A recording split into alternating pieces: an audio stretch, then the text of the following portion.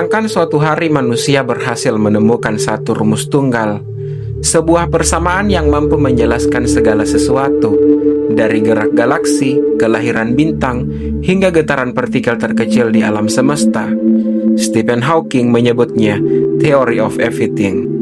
Ia bahkan berkata, jika teori itu ditemukan, manusia akan mengetahui pikiran Tuhan. Namun, pernyataan ini menimbulkan pertanyaan yang jauh lebih mengganggu. Apakah Tuhan hanyalah sekumpulan hukum fisika? Ataukah hukum-hukum itu sendiri justru petunjuk bahwa realitas ini tidak muncul secara kebetulan? Selama ribuan tahun, manusia mencari jawaban tentang asal-usul alam semesta melalui mitos, agama, dan filsafat. Kini, sains modern datang membawa klaim yang berani. Alam semesta bisa muncul dari hukum alam itu sendiri, tanpa sebab personal. Tapi semakin dekat kita pada jawaban ilmiah, semakin jelas bahwa pertanyaan terdalam belum benar-benar hilang. Dan di video kali ini, kita akan menyelami batas tipis antara sains, rasionalitas, dan rahasia Tuhan, bukan untuk berdebat, tetapi untuk berpikir.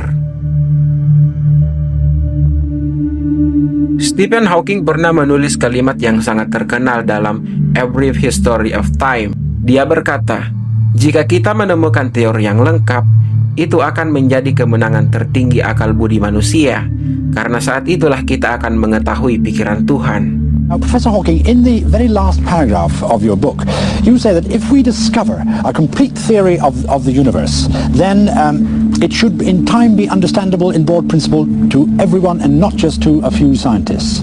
And when that happens, all of us will be able to start discussing the why rather than the how. And I quote, "If we find the answer to that, it would be the ultimate triumph of human reason, for then we would know the mind of God." Kalimat ini sering dikutip, diperdebatkan, bahkan disalahpahami. Banyak yang mengira Hawking sedang berbicara tentang Tuhan dalam pengertian religius. Padahal, yang ia maksud dengan pikiran Tuhan adalah struktur hukum paling fundamental yang mengatur alam semesta. Dalam konteks fisika, Tuhan di sini adalah metafora untuk rasionalitas tertinggi alam. Mengapa realitas bisa dijelaskan dengan matematika yang konsisten? Hawking sendiri menegaskan bahwa kosmologi modern berusaha menjawab satu pertanyaan utama. Apakah alam semesta memiliki awal? Dan jika iya, apa yang menyebabkannya? Masalahnya, sejak zaman Newton hingga Einstein, sains sebenarnya hanya menjelaskan bagaimana alam semesta bekerja, bukan dari mana semuanya bermula. Setiap hukum fisika selalu membutuhkan sesuatu yang disebut kondisi awal. Keadaan awal alam semesta yang sudah ada begitu saja. Hukum gravitasi bisa menjelaskan pergerakan planet, dan relativitas Einstein bisa menjelaskan kelengkungan ruang dan waktu. Tetapi semua itu baru bekerja setelah alam semesta diasumsikan sudah ada. Ketika sains mundur ke titik paling awal, yaitu Big Bang, persamaan fisika justru berhenti bekerja dan menghasilkan singularitas, sebuah titik di mana hukum alam kehilangan maknanya. Inilah yang dilihat Stephen Hawking sebagai celah besar dalam pemahaman kita. Baginya, teori yang benar-benar fundamental seharusnya tidak berhenti di awal waktu atau bergantung pada kondisi yang diberikan. Karena itu, Hawking mencari sebuah teori yang tidak hanya menjelaskan bagaimana alam semesta berkembang, tetapi juga menjelaskan asal-usulnya sebagai konsekuensi langsung dari hukum fisika itu sendiri. Tanpa membutuhkan titik awal eksternal atau tombol penciptaan yang berada di luar sains. Disinilah ambisi theory of everything muncul. Bukan sekadar rumus fisika, tapi sebuah klaim radikal bahwa realitas pada dasarnya dapat dipahami sepenuhnya oleh akal manusia. Pertanyaannya, jika benar begitu, apakah misteri Tuhan akan selesai atau justru baru dimulai? Theory of everything bukanlah suatu teori spesifik, melainkan tujuan besar fisika teoritis. Hawking menjelaskan ini secara sederhana. Kita memiliki dua teori yang sangat sukses, tetapi tidak kompatibel. Pertama, relativitas umum Einstein yang menjelaskan gravitasi, ruang dan waktu dalam skala kosmik. Kedua, mekanika kuantum yang mengatur dunia partikel subatomik. Masalahnya, ketika dua teori ini dipertemukan, misalnya di dalam lubang hitam atau saat Big Bang, persamaan mereka saling bertabrakan. Dalam The Grand Design, Hawking menulis, upaya untuk menemukan teori terpadu adalah upaya untuk menemukan satu set persamaan tunggal yang menggambarkan semua gaya dan partikel di alam. Theory of everything diharapkan mampu menyatukan semua gaya fundamental, seperti gravitasi, elektromagnetik, gaya nuklir kuat dan lemah. Kandidatnya antara lain seperti string theory dan M theory, meski hingga kini belum terverifikasi secara eksperimen. Namun yang menarik bukan hanya teknisnya. Hawking percaya bahwa jika theory of everything ditemukan, maka alam semesta tidak lagi membutuhkan penjelasan eksternal. Segalanya termasuk ruang dan waktu akan muncul sebagai konsekuensi matematis. Disinilah theory of everything menjadi bukan hanya proyek sains, tetapi pernyataan filosofis tentang realitas. Dalam The Grand Design, Stephen Hawking membuat pernyataan yang paling kontroversial. Dia mengatakan begini, karena ada hukum seperti gravitasi, alam semesta dapat dan akan menciptakan dirinya sendiri dari ketiadaan. Kalimat ini sering dianggap sebagai pembuktian bahwa Tuhan tidak diperlukan. Namun secara ilmiah, Hawking berbicara tentang vakum kuantum, bukan ketiadaan absolut. Dalam fisika kuantum, nothing artinya tetap memiliki fluktuasi energi. Menurut Hawking, alam semesta bisa muncul secara spontan melalui fluktuasi kuantum tanpa sebab personal. Tidak ada momen sebelum Big Bang, karena waktu itu sendiri lahir bersamaan dengan Big Bang itu sendiri. Namun, di sini muncul pertanyaan filosofis serius. Jika hukum fisika memungkinkan alam semesta muncul, dari mana hukum itu berasal? Hawking mengakui bahwa hukum-hukum ini ada begitu saja. Ia memilih pendekatan yang disebut model dependent realism.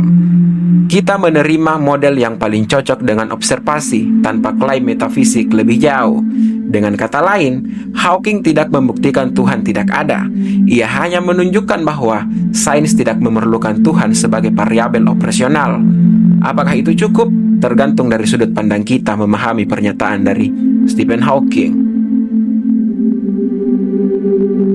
Di titik ini, penting membedakan antara kapasitas sains dan makna eksistensial.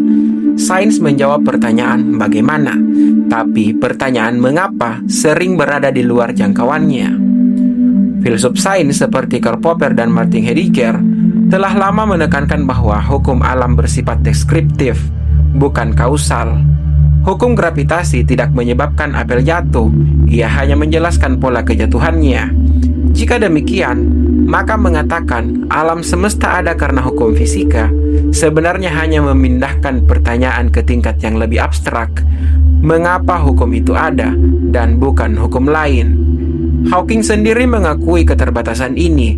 Dalam wawancara terakhirnya, ia menyatakan bahwa bahkan jika theory of everything ditemukan, masih akan ada pertanyaan tentang mengapa persamaan itu benar. Disinilah sains berhenti sebagai metode, dan filsafat mulai berbicara, bukan sebagai lawan sains, tapi sebagai refleksi atas asumsi dasarnya.